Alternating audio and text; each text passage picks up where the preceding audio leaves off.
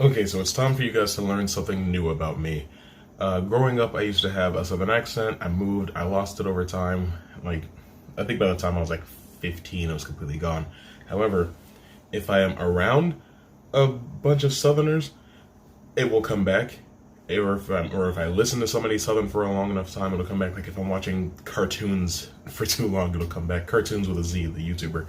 Also, if I think about them a lot, it'll come back. So over the course of this review, if it comes back, that's just something we're gonna have to deal with, because by the time I got done watching this movie, it was already happening. So let's get on with it.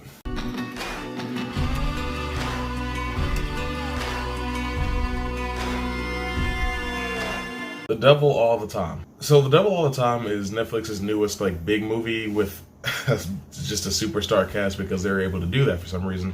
This time you've got Tom Holland, Robert Pattinson, Jason Clarke, which you could consider Jason Clarke to be a superstar by now if you want to.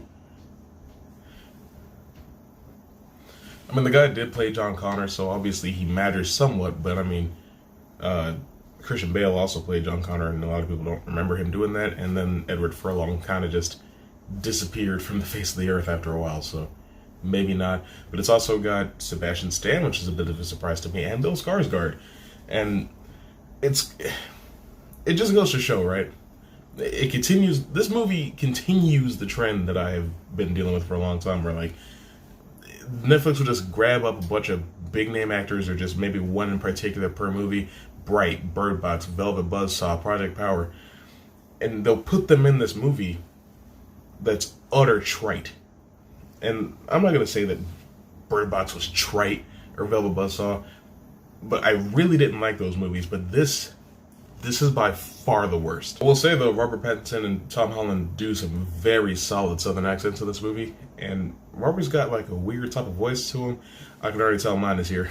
Welcome to the party, everybody. But Robert's voice is like kind of like higher pitched, which is like every time he talked, it made me uncomfortable. So good on him. I mean, everybody from what I can remember gives a really solid performance in this movie, but it's just so boring and slow and doom and gloom and depressing for no reason. You know what I mean? Like, I realized partway through this, I was like, this has to be based on a novel.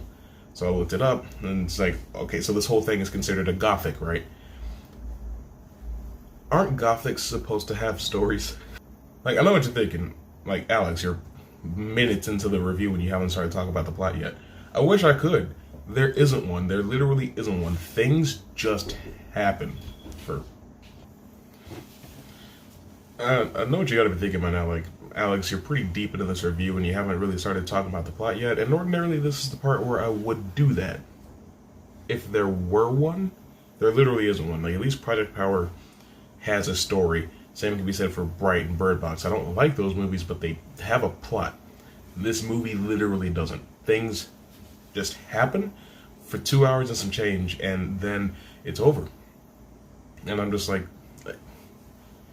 when I was watching it, like, I paused it at the 45-minute mark, and I was like, I have no clue what this film is about. And something tells me that I'm not going to have any more clue by the time it's over. And I was right. Sometimes you can just tell, like, this movie is all about the setting and this theme that they want to tell you. Like, they want you to understand that there's a lot of no good sons of bitches out there. But that's it. It literally feels like it's wasting your time, because it's like you're watching someone's diary about how crappy their hometown is. Like, goodness gracious. It's unbelievable. And, you know, like I said earlier, Robert and Tom do a great job. None of this is to say that they were bad, or that any of the actors in the movie were bad, or that it was poorly directed, or anything like that. I can't say much about the score because I legitimately don't remember. But, like, it's just nothing. It's just this big gray blob of it's a time sponge. It's a time sponge. You're bored, right? So you plop this movie on and it just soaks 2 hours out of your life, and then it gives you nothing in return. It just takes and it takes and it takes, and we keep watching anyway. I'm sorry that I said that.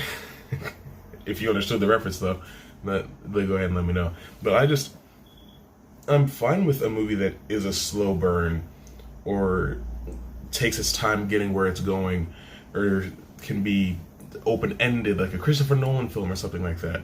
But at least Christopher Nolan movies have plots. You know, I don't like the Dark Knight trilogy, but each of those movies is about something, which is dogs across the street are making noise, so that's cool. But that's far more than I could ever say about this movie, and it's. Are y'all good? Like, it's literally difficult to rate this movie as well, because like it's just like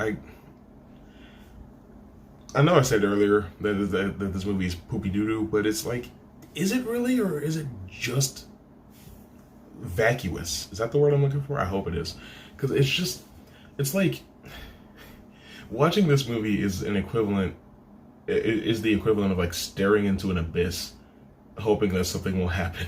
You know what I mean? Like, you literally nothing will, but you're looking in for 2 hours and 18 minutes, and you're just like, man, whenever something, you know, starts to matter, it's gonna be a great time. But since this isn't a movie that you buy or anything like that, I guess the best I can say is that this movie isn't worth watching. It's not worth your time, and it's not worth the mental effort after the fact of trying to figure out what you just watched. Because it's not. That's a bad way to explain it, right? This isn't one of those movies where you get done watching, you're just like, oh man, I gotta process that, I gotta think about that, I gotta figure that out. It's just, I don't know, I'm running out of ways to say, man, it's a waste of time. It's literally 174 million% things just happening. And that's how that goes. It's funny because people were ranting and raving about Pattinson's performance and Tom Holland's performance and how great the movie was. And when I was watching it, I was like, So I looked up the Rotten Tomato score. I think it's like a 64 or something like that. I was just like, that makes sense. 64% of Rotten Tomatoes critics enjoyed the movie.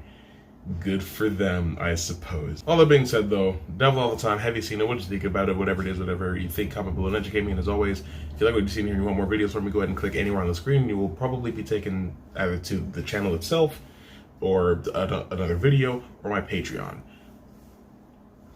Do with that information what you will. See you soon.